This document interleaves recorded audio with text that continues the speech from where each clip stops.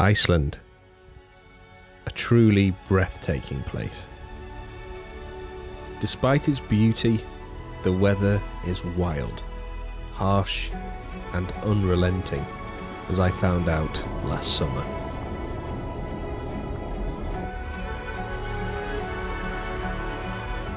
I knew I wanted to return, but this time in winter.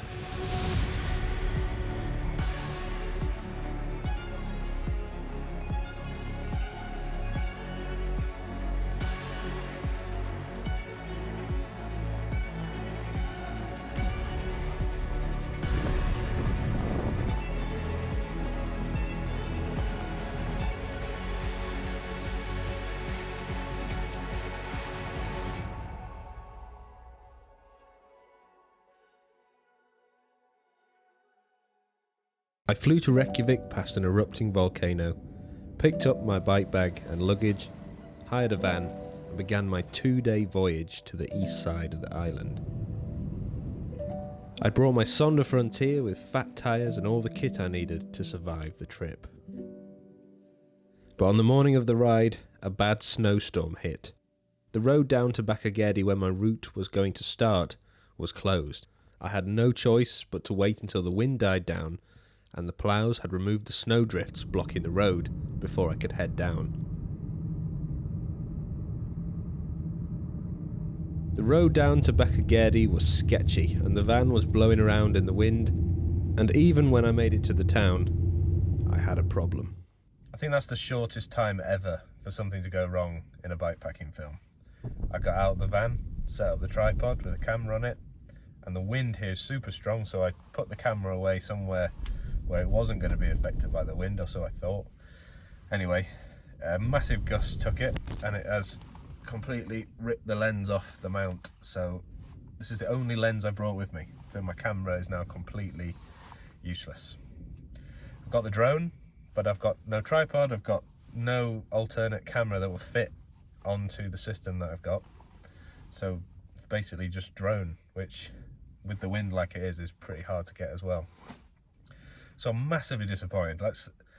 I've been waiting months to do this bikepacking film. I haven't been on a trip in ages, and I specifically earmarked this for a winter trip. I've packed all of my stuff into this van. I've driven to the other side of the island. It's taken me like 10 hours in horrendous conditions to go camping at the top. And I can still do that, but the main reason I do these trips is for the films, and because it costs so much money, that's kind of the reason I do it, is so I can recoup some of the cost.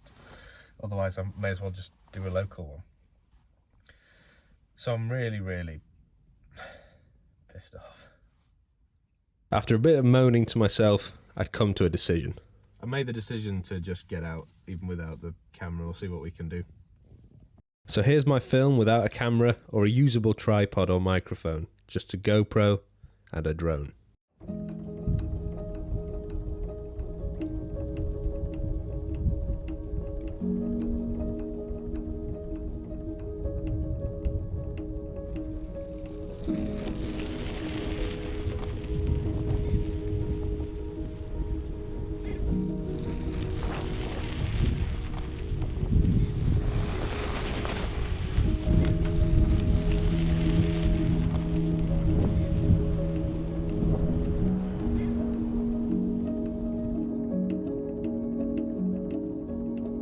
My route was to do 25 miles over this fjord into the next valley, where I was going to be camping by a hiking hut.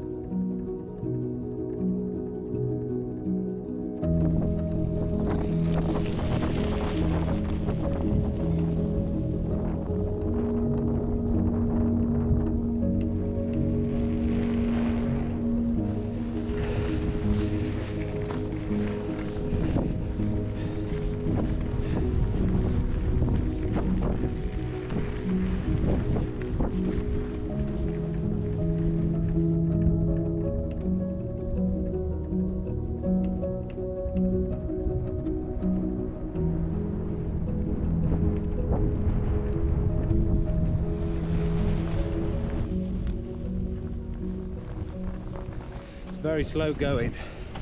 You get Stretches where it's just deep snow like this where I have to walk, and then stretches where it's just sheet ice, so you can ride and go quite fast but very easily slip off, which I've nearly done a couple of times. So it's very slow going. I've got about 3 hours of light left, so I'm going to see how far I can go. See. I was riding up and up onto the F-roads that are closed to vehicles in the winter, probably for good reason.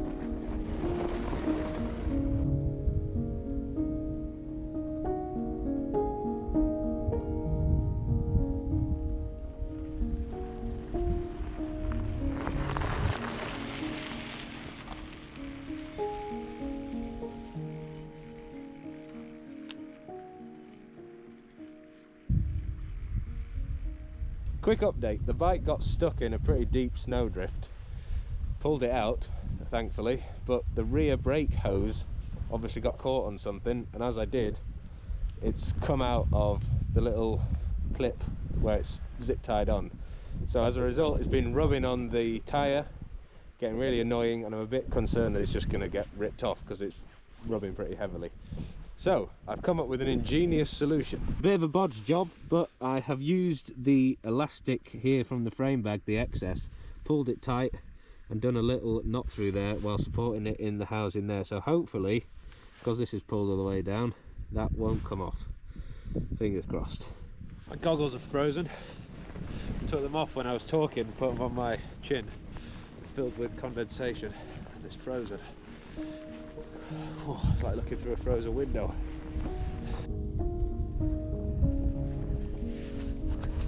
The snowdrifts are getting worse.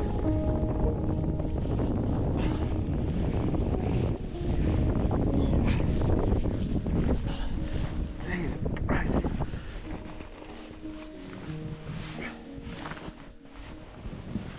Slow going. I'm probably averaging at most 1.5 miles an hour. Of this. The snow is so deep, it's like coming up to my hips at times. Really struggling, just physically, like my upper body, just trying to get the bike up out of the snow is pretty shattering. So I might have to change plans a little bit. Plan was to do 24 miles today, just falling in the snow again, but there's absolutely no chance. I've done 6 and it's taken me what, 4 or 5 hours. That's just unbelievable. So there's no chance I'm going to get there in the light. As I scrambled to make as much progress as possible before dark, things went from bad to worse. I was riding up there, up those mountains, and the snow was super deep. Bike went straight through. And as I pulled it up, it was snagged on something. I couldn't tell what it was, so I just kept pulling and pulling. Turns out, as I got it out, there was barbed wire down there, so it obviously wasn't the road. But I couldn't tell where the road was, it was that snowy up there. And unfortunately, it's punctured the front brake hose.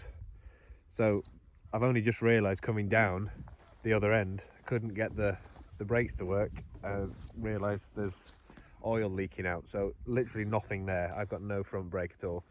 And the rear brake is held on by bungee cord from the last time it went down in the snow.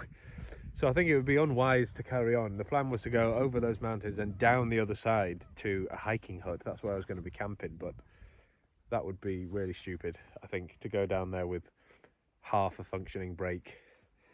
So I've come back down the sort of less steep bit, just basically walked down here. I'm going to have to try and find somewhere to pitch up the tent, but there's basically farmland here and there are people about, and more barbed wired fence. Finding somewhere to camp that's not on someone's property might be a challenge, so let's see. Heading back down the road, it became more apparent that I couldn't pitch my tent anywhere here. The more I walked and rode, the closer to the town I got, and as the night fell, I realised I'd have no choice but to head back to the van.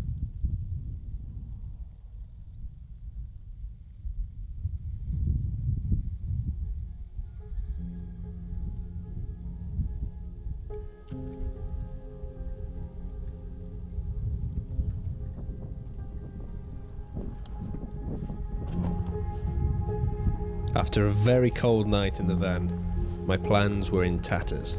My route no longer worked and I had to change my plans. I drove for an hour to Seydisfjordur, rode down the famous rainbow street outside the church, and had planned to ride to the end of the fjord here to see something I'd missed.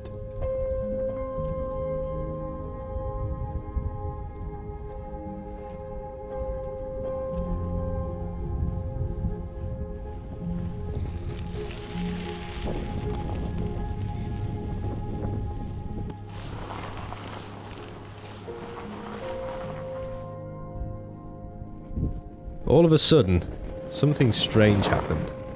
I'm being followed by a herd of Icelandic horses.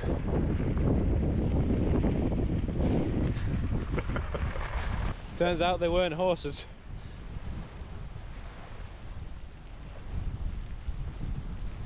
These thick, woolly Icelandic sheep are some of the purest breeds of sheep in the world, and there are nearly 3 times as many sheep as there are people in Iceland.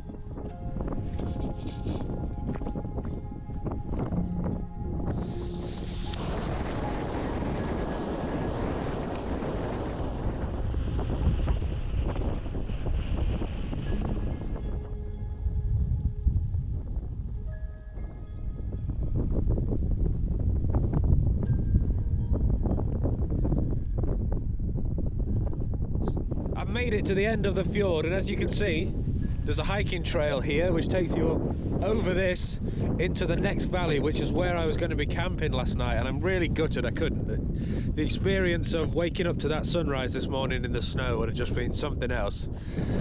So I'm pretty disappointed about that, but I tried to make the most of it. I've come round here to see the other side, and what a place. It's just unbelievable. Look.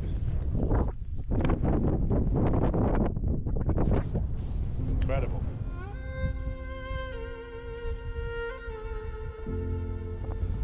So as I headed back to town, to the van for the second time, I couldn't help but feel deflated. I'd not had the chance to make the film I wanted, or camp out in the snow, and I felt like the trip had been a bit of a failure.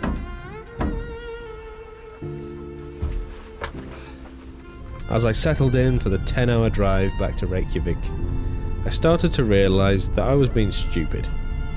I'd got to ride my bike in one of the most spectacular countries in the world, in the snow, and experience something that most people may never have the opportunity to do. I'm lucky to have had this chance, and now I have an excuse to come back and do it again.